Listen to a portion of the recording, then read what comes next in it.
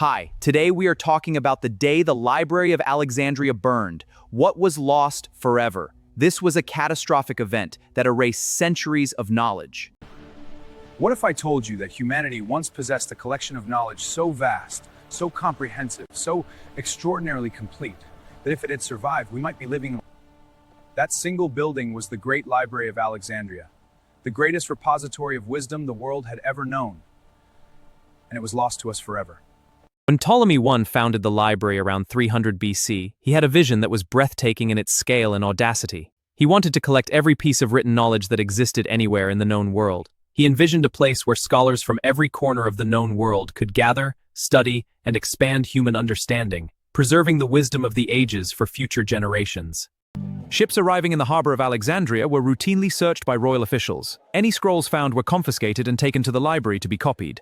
In a detail revealing their priorities, the original scrolls were kept for the Great Library, while a faithful copy was returned to the ship's owner continued to grow with every arriving ship. The library collected everything: Egyptian religious texts, Babylonian astronomical records, Persian chronicles, Indian philosophical texts, the accumulated wisdom of every literate civilization the ancient world had produced. The library collected everything: Egyptian religious texts, Babylonian astronomical records, Persian chronicles, Jewish scripture, of every literate civilization the ancient world had produced. Eratosthenes calculated the circumference of the earth with extraordinary accuracy. Using nothing but a stick, the shadow it cast, and the angle of the sun, he got within 2% of the correct value.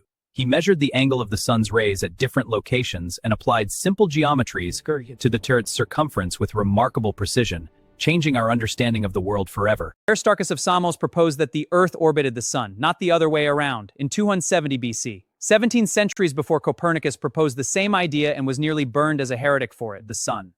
Not the other way around, in 270 BC. 17 centuries before Copernicus proposed the same idea and was nearly burned as a heretic for it. Herophilus became the first person in history to systematically dissect the human body. He identified the brain as the center of the nervous system. He distinguished between arteries and veins. He was doing this in 300 BC. Herophilus was the first to systematically dissect the human body in 300 BC. He identified the brain as the center of the nervous system, and he distinguished between arteries and veins. Here, Heron of Alexandria unveils his Aeolia Pill, the first steam jets in Edsuika, a marvel of ancient engineering. Heron also invented the first vending machines of extraordinary. He also invented the first vending machine, the first wind-powered organ, and described the mathematics of gears and levers with extraordinary sophistication. Julius Caesar arrived in Alexandria, pursuing Pompey into the flames of civil war. He ordered the burning of ships in the harbor. The inferno spread to the docks, destroying priceless scrolls. The fire spread rapidly to the docks, engulfing warehouses filled with tens of thousands of priceless scrolls.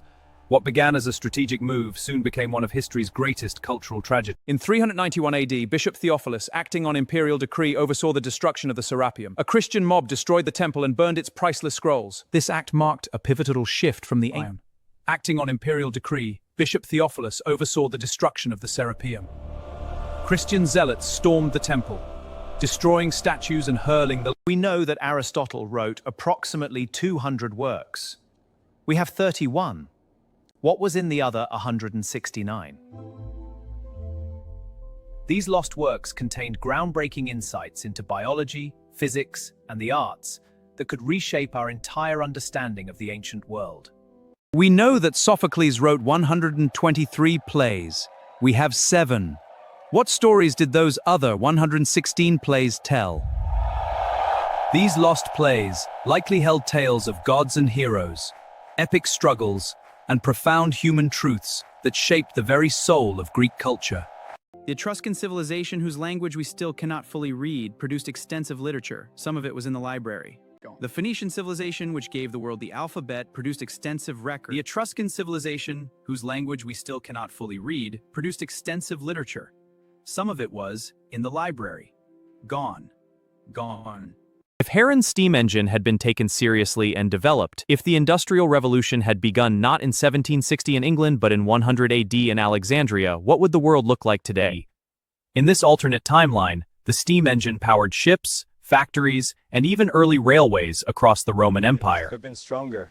Look at how the seas. Arab scholars, the inheritors of Greek learning after the fall of Rome, translated Greek texts into Arabic, and preserved them in the great libraries of Baghdad and Cordoba while Europe entered its dark ages. Their meticulous translations and commentaries ensured that the works of Aristotle, Plato, Ptolemy, and Euclid survived and later illuminated the European Renaissance. The works of Aristotle that we have today survived largely because Arab scholars translated them, studied them, and kept them alive while the originals were lost.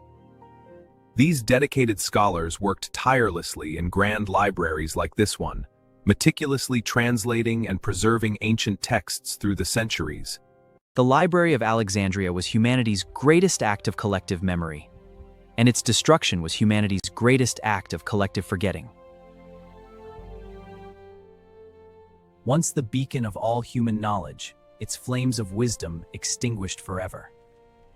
A timeless reminder of what we gain through unity. We are surrounded by the shadows of lost knowledge, by the outlines of what once existed pressed into the surviving texts that reference and quote works we can never read. We are surrounded by the shadows of lost knowledge, by the outlines of what once existed pressed into the surviving texts that reference and quote works we can never read. The men and women who worked in Alexandria were reaching further into understanding than the world was ready to follow them. They deserved better than to be forgotten. Their work deserved better than to burn. These scholars in Alexandria were reaching further into understanding than the world was ready to follow them. They deserved better than to be forgotten. Their work deserved better than to burn. The Library of Alexandria is gone, but the idea of it, that knowledge is the most valuable thing in the world, survived. We are still trying to rebuild what was lost. The Library of Alexandria is gone, but the idea of it, that knowledge is the most valuable thing in the world, survived. We are still trying to rebuild what was lost. This is the day the Library of Alexandria burned, what was lost forever. If you like this video, subscribe for more. Now a subscribe thumbnail appears, pointing to it.